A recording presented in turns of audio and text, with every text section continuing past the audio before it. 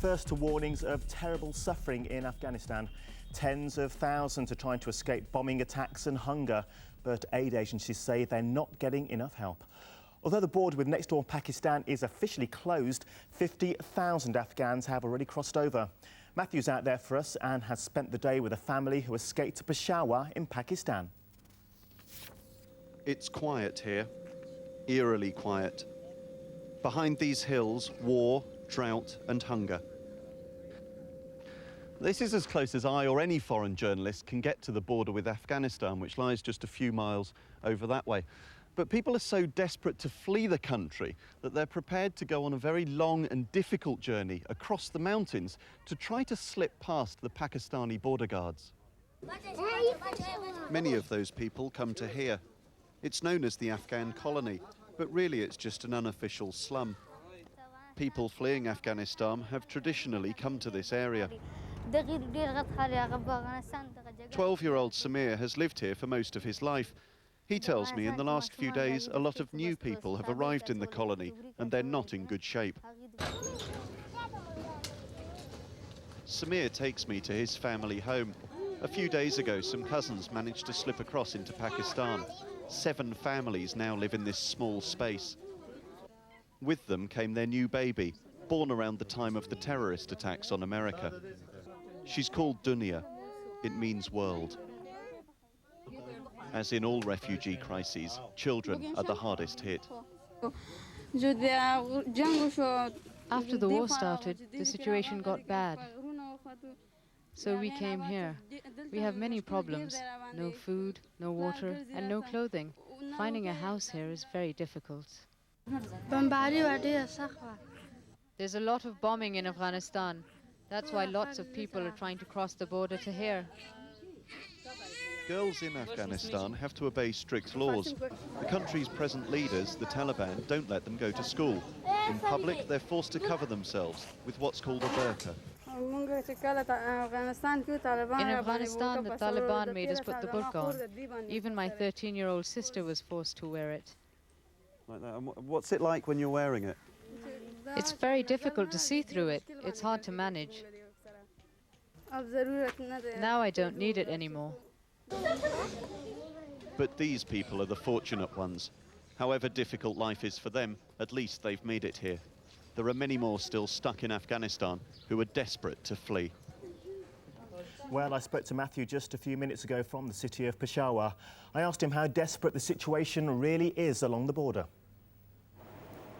Well, Lisa, this is very quickly developing into one of the worst refugee crises we've seen in the world in recent years. I think most people who can get out of Afghanistan are trying to do that, but it's very difficult for them. Right the way around the country, all of Afghanistan's borders are sealed off. Here in Pakistan, in the south, in a place called Chaman, around 10 to 15,000 people are stuck in no man's land. Yesterday, they opened the border briefly to allow 5,000 through. Today, we had around 100 people actually fighting their way across the border. And up here in the north, we think we're getting around 1,000 people managing to sneak their way across the mountain passes every single day. Now, we know that American troops are operating on the ground in Afghanistan over the weekend and that British Special Forces may join them. Do we yet know how long this campaign might last? We've got no idea how long it may last. You're right, British forces are ready to go. I think it's worth reminding ourselves why this is going on. The Americans are attacking Afghanistan because they believe that the main suspect for the terrorist attacks in America last month, a man called Osama bin Laden, is living there. They're trying to flush him out. There are 2 schools of thought as to how long the war will go on for. Some people think ground troops will go in the next few days or weeks to try and capture him before winter. But if that doesn't happen, I think this campaign is going to last well into next year, the middle of next year possibly. Thanks, Matthew. Now on to more of today's stories. Next to the crisis in Afghanistan, hundreds of thousands of people trying to flee the war there are without food, water and shelter. And the race is now on to help them cope. Aid agencies and charities are working around the clock to help the Afghan people still in Afghanistan, as well as the refugees who've made it across the border into Pakistan. Matthew reports from Peshawar. Here, under the beating sun, live some of the world's poorest people. They come by cart, on foot, any way they can to get food. 8-year-old Sibgatula and his sister Umat have come with their father to collect their monthly rations. They get some oil, rice, flour and wheat. For the next month, the family will rely heavily on these supplies, given to them through the World Food Programme by various countries. The food they so desperately need but can't afford to buy costs just £2. Outside the tent, which is home to 7 people, the boys' mother prepares lunch. It's the same every day, bread and tea. After they'd eaten, I asked the boys about the aid they receive. The aid that we are given is not of good quality. We are living in poverty. We don't get enough flour. In one sack, only half is good and the other half is bad. If we didn't get this aid, we would have to work collecting rubbish instead of going to school. In this camp alone, there are 52,000 Afghan refugees. Most have arrived this year. Food is at least getting to them. But there are reminders here of the war just a few miles away and of the people they left behind. And those people desperately need this grain, which will shortly be on its way from this giant depot close to the border. There's been drought in Afghanistan for several years, and the harvests have failed. At the moment, the aid agencies reckon they're getting around half the supplies needed into the country, but there are problems. Well, it's always been hard to get food into Afghanistan. It's been 22 years of war, and right now we, of course, have problems with communications and finding enough people to drive the trucks, but we are continuing. All of the aid agencies here in Pakistan are now working together to get desperately needed food and medical supplies like these into Afghanistan. But this is a race against time. Winter is only just a few weeks round the corner, and when the snows come, it'll be almost impossible to get anything to the people who need it. This convoy carries only a tiny amount of what's needed, but when, in the next couple of days, it arrives inside Afghanistan, for some, it'll mean the difference between life and death. Well, here in Pakistan this evening, I have just found out that those trucks did make it across the border into Afghanistan, and they're likely tomorrow to reach one of the worst affected areas where the aid is really needed. You may remember that in yesterday's programme, I told you about thousands of refugees stuck a few hundred miles to the south of where I am now, in a kind of no man's land between the borders of Pakistan and Afghanistan. Well, today, some of them were moved back into Afghanistan, and what that means is that it's less likely that the aid that they desperately need is going to get to them. Back to you, Lizo.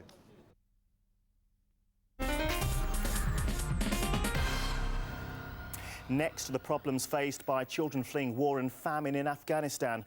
Thousands have fled into next-door Pakistan, where they can start going to school again after months of missed classes. Matthew spent the day visiting refugee pupils at 2 quite different schools in the city of Peshawar in northwest Pakistan. These boys are all Afghan refugees. They attend this madrasa, a traditional religious school. They sit memorising the holy book of Islam, the Quran. The boys start their education here at the madrasa at the age of 7. Most of them have never been to a school before. For the first 2 or 3 years, they learn a little bit of English and maths, but most of their education here is based around the Quran. By the age of 10, they're expected to know the whole book off by heart. 5 times every day, the boys, girls are banned, wash before prayer. Madrasas such as this have been around for hundreds of years. Many of the Afghan people who fled their country had a madrasa education like this in Pakistan, including Afghanistan's present leaders, the Taliban. The boys here are taught about jihad. In religious terms, it means struggle. It can also mean holy war, a war to defend Muslim people or countries. At some madrasas, boys are given basic military training. Do you think you'll go on to take part in jihad? Yes, I will go on jihad because when atrocities are committed against my fellow Muslims, it is my duty to help them. What do you think are the advantages of learning in a madrasa? In normal schools, they educate you for this life. However, in religious schools like this, they educate you for this life and the afterlife. Here in Peshawar, not all Afghan refugees are taught in madrasas. Take a ride across town and you find another type of school. There are many things that we can do every day. Can you name some? There are few The 10-year-olds at Sadia Primary School are having an English lesson. Another favourite subject of theirs is learning about Afghanistan, a country where girls are banned from going to school. The contrast here couldn't be more different. All these children are again from Afghanistan and they all want to return to that country. But this school has a real excitement. There are girls learning here as well as boys, and the education that they get is much more similar to what we have in Britain. Away from the crowd, I asked some of the children about their school. And if we came here and now we can get education about everything, like English, history, geography, Holy Quran, our Islam, and about these things now we can we will be something in our future. What do you think about the education they receive in the madrasas? It's not, they cannot get much education as we get in here, because it's only study Holy Quran. And for that, they cannot know about the world, they cannot know, especially English, because it's an international language. As the pupils head home for the day, I realise there are two very different forms of education here. And I can't help but think the children will end up living very different lives. This is Matthew, reporting for Newsround in Peshawar in Pakistan.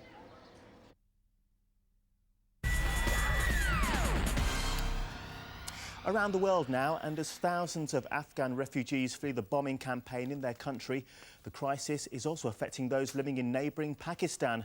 Today, Matthew reports from Peshawar on how the people there feel about the conflict.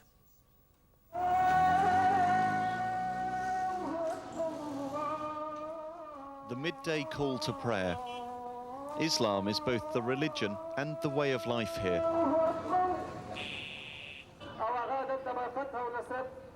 A crowd gathers. The man with the microphone calls for money and men to go and fight alongside Afghanistan's rulers, the Taliban. Sometimes boys as young as 13 are given military training.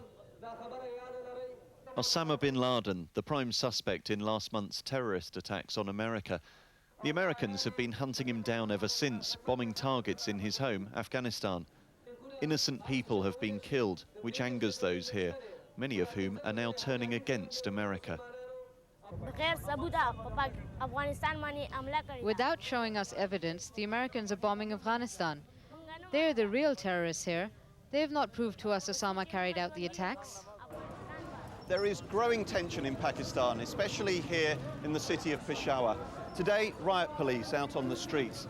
Many of the people who live in this region are of the same ethnic grouping as those who live just a few miles away in Afghanistan. And here, increasingly, they are getting angry with their government, who are supporting the continuing American airstrikes just across the border of the people that they see as their brothers. Recently, that anger has spilled out onto the streets as Pakistan's military government tries to balance helping the Americans with carrying out the will of its people. Pakistan is in a very difficult position because America is a big superpower and they are asking our president, General Pervez Musharraf, to help them, and he has to help them. He has to help them. But on the other side, there are Muslims in our country that they don't want this fighting against terrorism or Islam, they are saying. Children have been affected in many ways. Schools, for instance, right the way across the city were closed for a fortnight during the worst protests. They are our brothers, and America shouldn't kill them. As he said that America wants Osama, not the Afghani people. So I think it's bad to bombing in Afghanistan. Here, young people grow up fast. They're clued into the politics of the region and they're concerned about it too. This is Matthew, reporting for Newsround in Peshawar, Pakistan.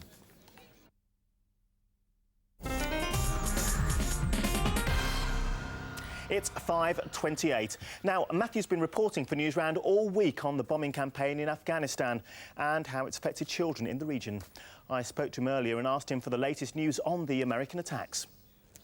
Well, here in Pakistan this evening, Lizo, charity workers are extremely worried because some of the latest American attacks have managed to hit 3 charity warehouses in the capital of Afghanistan, Kabul. The attacks destroyed food, essential medical supplies and fuel. And you might remember that earlier this week I was telling you it was so difficult to get these vital supplies into Afghanistan. And the Red Cross have been saying in the last few moments that this really puts back their relief effort, which is so desperately needed by the people in Afghanistan. It puts it back by a massive step. Matthew, what's the most memorable story you've worked on this week?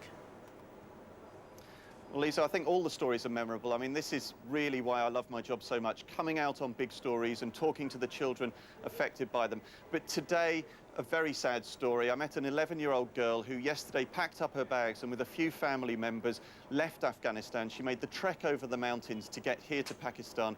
She's now living in a very basic refugee camp with very little money and clothing and supplies with her. And she said that inside Afghanistan itself, children are very scared. They're frightened about the ongoing bombing. They're frightened about the situation now. And they all say they just want this war to be over. Matthew, thanks very much for joining us. First, as the bombing of Afghanistan and the refugee crisis continue, concern is growing for the Afghan children leaving their country and arriving on their own in neighbouring Pakistan. Some have seen their parents killed, others have been sent away because their families can no longer afford to keep them. As I found out, spending a day in a refugee camp in Pakistan close to the town of Peshawar. Early morning, a remote corner of Pakistan just a few miles from the Afghan border. I've been brought here in secret. This woman works for an organisation called Rawa. They help Afghanistan's children and women. She's asked me not to use her real name, instead to call her Rita. Around 30 young people live in this Rawa compound. Once peace returns to Afghanistan, they sing, its cities will be rebuilt and all will be well. Singing and music have been banned in Afghanistan by the country's leaders, the Taliban.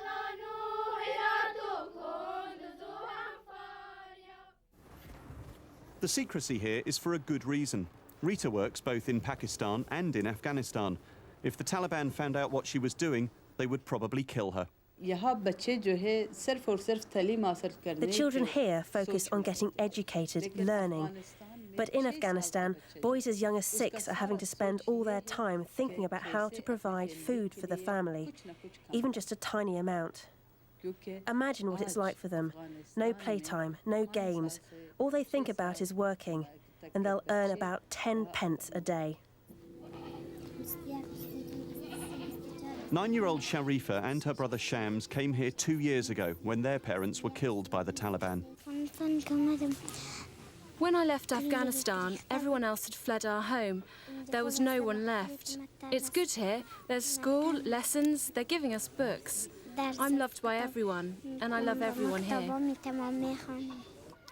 Afghanistan's children have known little else but war. In the country's capital, Kabul, 9 out of 10 say they have seen someone being killed.